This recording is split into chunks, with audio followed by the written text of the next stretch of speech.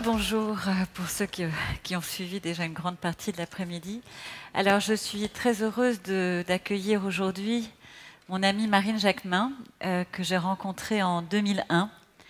À l'époque, elle était encore à TF1. Depuis, elle est reporter indépendante. Elle collabore avec des grandes agences anglo-saxonnes. Elle est sur toutes les zones de conflit. Cette année, c'était l'Ukraine, le Gaza. C'est quelques dernières semaines. Le week-end dernier, je crois que tu étais à la frontière entre le Kurdistan et la Turquie, où tu as vu 70 000 réfugiés passer les frontières.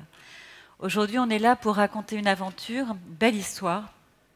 C'est l'histoire de l'hôpital de Kaboul. Et donc, il était une fois l'hôpital de Kaboul. Comment est née cette histoire? Alors déjà, l'hôpital de Kaboul, je pense que vous avez une photo qui est derrière nous. Voilà, c'est tel qu'il est aujourd'hui. Alors, en bonne reporter que je suis, j'ai pas beaucoup de photos, j'ai pas de slides et j'ai très peu de, j'ai pas de vidéos. Je vous prie de m'en excuser, il y a eu un bug. Et voilà, ça va pas m'empêcher de vous raconter cette histoire, et vous allez pouvoir l'imager facilement. Donc, nous sommes dans les années 95-96. Cette histoire va se passer sur de nombreuses années jusqu'à aujourd'hui. Et à cette époque, le pays est complètement ravagé par la guerre. Kaboul est une ville détruite à 80%. Et il y fait très froid parce que tous les arbres ont été coupés pour se chauffer. Et avec mon équipe, nous allons dans un orphelinat où il n'y a pas de vitres, où les enfants meurent de tout. Et on filme un déjeuner pour les enfants. C'est le seul déjeuner chaud de la journée. Et moi, je suis dans un coin. Évidemment, je grelotte comme tout le monde. Et à un moment donné, l'un de ces enfants se lève, vient vers moi avec son assiette chaude. Et il me fait comprendre que j'ai froid et qu'il faut que je mange son assiette. Et je vous rappelle, c'est le seul repas de sa journée. Et alors, à ce moment-là, moi qui ne suis pas spécialement altruiste, j'avoue que l'éponge à émotion commence à fonctionner et ne me quittera pas, car on voit beaucoup en tant que reporter de guerre d'images, mais celle-là m'a particulièrement frappée, d'autant que cet enfant est mort quelques temps plus tard. Évidemment, ils allaient ramasser des déchets sur les lignes de front et il a sauté sur une mine. Alors, le jour où il a sauté sur une mine, je venais d'arriver, on n'a pas pu le sauver. Et mon traducteur, qui était aussi un chirurgien, me dit, je vais t'emmener dans un endroit qui mérite le détour. C'était encore sur une autre ligne de front, il y avait des carcasses de chars, des ossements. Et il y avait là une ruine qui était l'ancien hôpital Ali Abad de Kaboul. Et il me dit, c'était un hôpital qui était dirigé par les Hospices de Lyon. Et voilà, c'était l'hôpital où moi je travaillais. Et il faut que je retravaille. Et il faut que les enfants puissent de nouveau être repérés. Donc tu vas le reconstruire. Je rigole, je dis, c'est me prêter beaucoup de pouvoir que je n'ai pas, mais qui sait un jour. Voilà. Et arrive le 11 septembre. Voilà. Et le 11 septembre, l'Afghanistan rebascule. Oui, l'Afghanistan bascule. La guerre à nouveau. Et là, qu'est-ce qui se passe? Il se passe que je suis envoyée spéciale à Peshawar, au Pakistan, et que là arrivent des milliers de réfugiés, comme toujours dans ces cas-là, et qu'il faut qu'ils survivent. Et il y a là une fabrique de briques. Et donc on m'explique que les familles fabriquent des briques et que toute la famille doit y participer, même les plus petits enfants dont les mains sont bien plus petites que les briques qu'ils fabriquent. Et il y a là une petite fille fragile, quoi. Elle absorbe toute la poussière de ces briques. Et tout d'un coup, je vois sa sœur qui regarde l'objectif comme si elle était une pro, et elle dit à l'œil de la caméra, elle dit, il n'y a aucune lumière dans cette villa.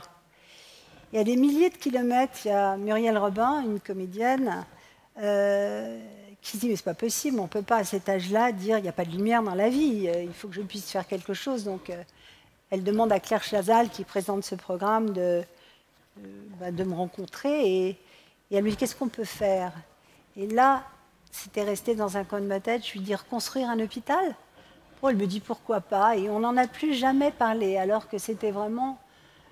Moi, je pensais qu'on allait construire un gros dispensaire. Mais l'histoire s'est faite comme ça, tranquillement. Alors, je me suis dit, construire un hôpital quand même. Et petite lumière, mon patron, Martin Bouygues, que je ne connaissais pas. Je décide de l'appeler et je lui dis on va construire un hôpital ensemble.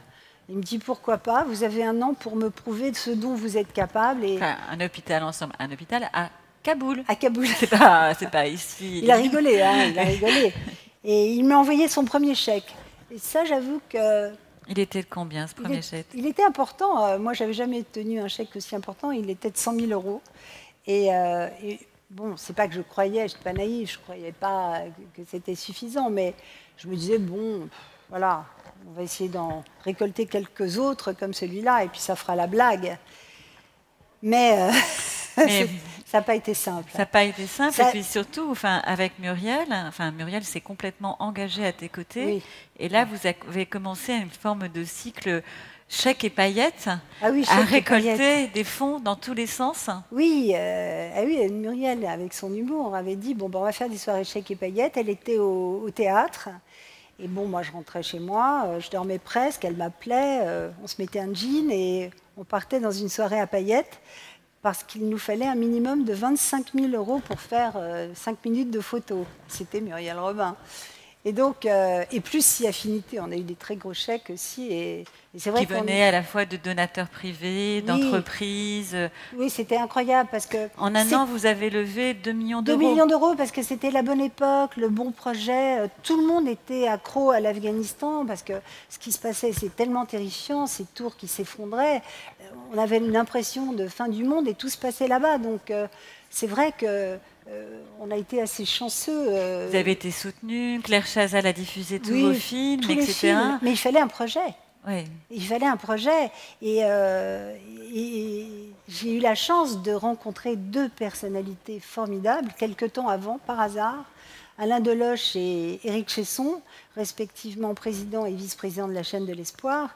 Et ils réfléchissaient justement à ce qu'ils pouvaient faire en Afghanistan, parce que donc, ce sont des spécialistes du cœur. Et je leur ai dit un hôpital. Et pareil, tout le monde me rigolait au nez. Et avec Muriel, nous, on y croyait tellement fort. Et ils ont dit, bon, allez, après tout, pourquoi pas. Et donc, la première pierre est posée en 2003 par Madame Chirac, oui, elle-même, qui s'investit sur le projet. Madame Chirac, toujours une rencontre par hasard. Et alors là, vous allez voir défiler un peu la construction, etc. Et Madame Chirac...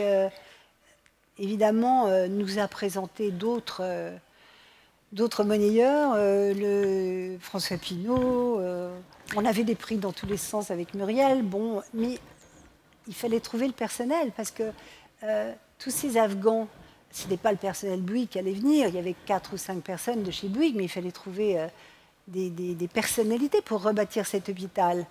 Et en fait, on a construit un hôpital neuf avec à peu près 450 Afghans qui étaient tellement étonnés de reconstruire. Ils avaient passé 15-20 ans à détruire leur pays. Et ils venaient me voir et ils me disaient, vous savez, on sait que ce n'est pas toujours simple de trouver de l'argent, mais on peut travailler gratuitement pour vous parce que nous, ce qu'on veut, c'est avoir un hôpital avec vos médecins qui viennent opérer nos enfants. Et à partir de là, les opérations ont commencé. Donc l'hôpital se construit, 7000 m². Il obtient les normes ISO, c'est-à-dire les normes occidentales, entre guillemets, avec 4 salles de... Ah ben oui, alors après, bon, je ne sais pas si vous voyez, mais ça va très vite parce qu'on a construit cet hôpital entre 2003 et 2005. Et aujourd'hui, dans un pays où on opérait sous éther, il faut savoir qu'on a 4 salles, je parle de la chaîne de l'Espoir, hein, parce que moi je suis loin maintenant, c'est eux qui opèrent tout. 4 salles d'opération, une salle de réanimation, des scanners, un laboratoire. Et c'est combien de personnes soignées ? Et c'est, ah oui, alors là, les chiffres sont très impressionnants. C'est que nous opérons à peu près 12 à 13 000, nous avons opéré à 12 à 13 000 personnes depuis la création. Il y a eu à peu près 400 000 consultations. Et il faut dire que ces équipes de la chaîne de l'Espoir sont exceptionnelles. Vraiment, je vous assure, tous les 15 jours, vous avez environ 10 à 12 personnes qui viennent non seulement opérer, mais qui viennent aussi transmettre leur savoir. Aujourd'hui, il y a des Afghans qui opèrent à cœur ouvert. Vous avez des personnels de réanimation, des infirmiers. Et heureusement, parce que si au début, quand on construisait cet hôpital et qu'il a été ouvert, l'Afghanistan connaissait une sorte de répit et puis en plus était protégé. Il y avait 36 nationalités militaires sur place. Mais malheureusement, et ça, c'était la seule chose que je savais, c'est que ça ne pouvait pas durer, parce que l'Afghanistan est fait ainsi, parce que c'est clanique, parce que, voilà, c'est comme ça. Et aujourd'hui, c'est un déclin, les talibans reviennent. Alors, les talibans c'est pas simple, c'est pas simple pour nos personnels. C'est pas simple. Alors, ça arrive en plus dans un contexte un petit peu particulier, c'est-à-dire qu'aujourd'hui, donc, on soigne à cœur ouvert. Il y a des services d'ophtalmologie, il y a des services de dentisterie, mais dentisterie, pardon. Vous êtes en train de construire l'hôpital des mères, donc qui devrait ouvrir en 2014. Rappelle-moi les chiffres, mais c'est dramatique. Les chiffres, c'est le pire des pays pour mettre au monde des enfants. Et pour accoucher. Je crois à peu près les chiffres, c'est une femme meurt en couche toutes les 30 minutes. Et quelques centaines à Kaboul, des milliers en province. Et leurs conditions d'accouchement sont terrifiantes. C'est-à-dire, je suis vraiment triste de ne pas pouvoir vous montrer ces images-là, mais aller dans un service de gynécologie et d'obstétrique, enfin, qui n'existe pas, mais un semblant, c'est terrifiant, c'est sale, c'est bourré de problèmes. Et ces femmes qui accouchent doivent sortir, doivent quitter cet endroit une demi-heure après parce qu'il n'y a pas assez de lits pour les recevoir. Et alors, donc, il y a cette situation, il y a cet hôpital, on a oublié la fondation Aga Khan on a oublié la fondation Aga Khan qui finance et qui est intervenue à la fois par l'intermédiaire de son... De Karim Aga Khan, non. En fait, on a fait une rencontre formidable à un moment donné parce que Éric Chesson, qui pilote ce projet à Kaboul, me disait sans arrêt, pendant qu'on construisait l'hôpital, mais Marine, on n'aura jamais assez d'argent, on ne pourra jamais s'en sortir. Tu ne te rends pas compte ce que ça coûte. Et à chaque fois, c'est vrai qu'on avait des étoiles au-dessus de la tête et qu'on arrivait toujours à finir les fins de mois, mais le jour où nous avons... rencontrer le prince Karim Aga Khan par l'intermédiaire de Zahra, sa fille, mais aussi de l'ambassadeur de France. Bon, alors c'est devenu certes un petit peu plus politique et ça nous a assez échappé, parce qu'aujourd'hui, le maître des lieux, c'est la fondation Aga Khan, bien évidemment, même si le projet médical reste pour longtemps encore, je l'espère, la chaîne de l'espoir. Mais en même temps, il nous a permis de passer les crises. Les crises de 2008. Voilà, et le temps nous est compté, donc je vais être obligée de... Sans lui, on n'aurait pas survécu, voilà, c'est ce que je voulais dire. Et surtout, aujourd'hui, la situation en Afghanistan, comme dans toutes les zones de conflit, devient extrêmement difficile. Et puis c'est vrai qu'à la lumière de ce que nous voyons en ce moment, voilà, les Français sont menacés sur place, donc... je ne sais pas encore ce que la chaîne de l'espoir, ce que la fondation Aga Khan vont décider, mais ce que je peux dire pour les connaître tous, c'est que ce sont des gens extrêmement volontaires, extrêmement courageux, et que, évidemment, on ne va pas mettre la vie des équipes de la chaîne en péril, mais je pense que c'est Samir Amin, un de vos participants à ce forum, qui a dit aujourd'hui, il faut choisir. Et nous avons le choix. C'est le meilleur ou c'est la barbarie. Et en ce moment, c'est vrai que les heures noires sont revenues avec cette barbarie, mais en même temps, selon le proverbe que vous m'avez cité tout à l'heure, un proverbe soufi, c'est vrai que quand Dieu ferme la porte, il ouvre toujours une fenêtre. Et ce que je veux vous dire, c'est que moi, je suis là pour raconter une expérience, mais je suis là surtout pour vous dire que c'est vrai qu'un jour, il y a eu une étincelle qui est passée comme ça devant mes yeux et que j'ai su saisir. C'est le fruit du hasard. Je l'ai portée, mais je voulais vous dire que vous êtes capables, chacun dans votre coin, bien sûr, moi j'avais Bouygues, j'avais la télé, j'avais Madame Chirac, mais on peut, chacun d'entre nous, bien sûr qu'on a des familles, bien sûr qu'on a des jobs, Mais il faut, je crois, on est dans une époque du partage et il faut trouver sa raison d'être, il faut trouver son projet. On a tous du pouvoir, on a tous des réseaux et je vous souhaite de trouver le vôtre parce que pour moi qui n'ai pas pu avoir d'enfant, qui avait une véritable douleur, je peux vous dire qu'aujourd'hui, je suis remplie de bonheur et fière des metteurs en scène, la chaîne de l'espoir, la Fondation Aga Khan, tous les bénévoles et les 560 personnels qui travaillent aujourd'hui à Kaboul. Je suis fière d'eux et ils m'ont rendu ma joie de vivre. Voilà, merci beaucoup. Merci.